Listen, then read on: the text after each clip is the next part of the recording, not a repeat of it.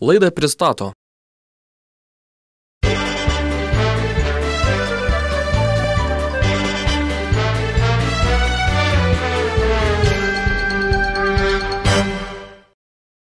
Neseniai knygynuose pasirodė labai vertinga knyga Kaip mesti gerti.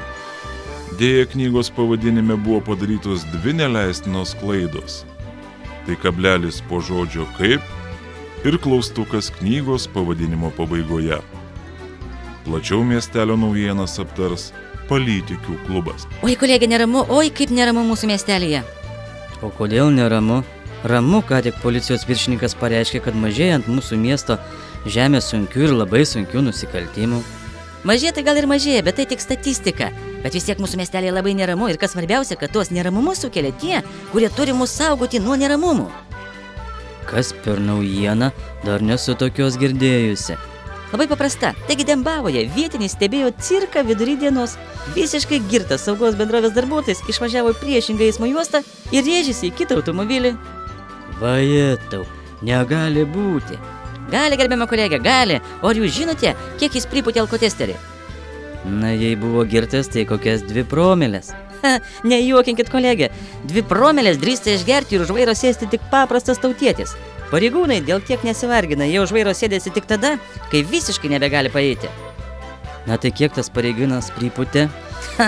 Apsaugos darbuotojas į alkotesterį pripūtė 4,11 promilės.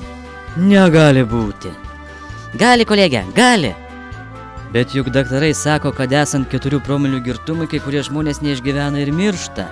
Tai kaip ir sakiau, paprastam tautiečiui jau būtų buvęs ragas. O čiagi apsaugos darbuotojas. Jisgi ginkluotas ir treniruotas. Kas jam tos 4 promilės? Kaip nusišvilpt? Ką tu sakai?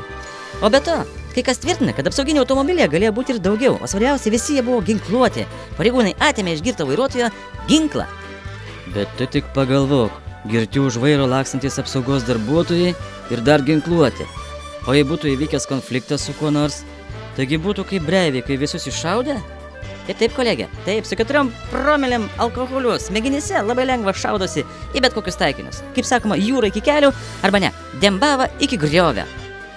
Arba dar pasivažinėjimas už 5000 litų ir 5 metams prarasta teisė vairuoti automobilį.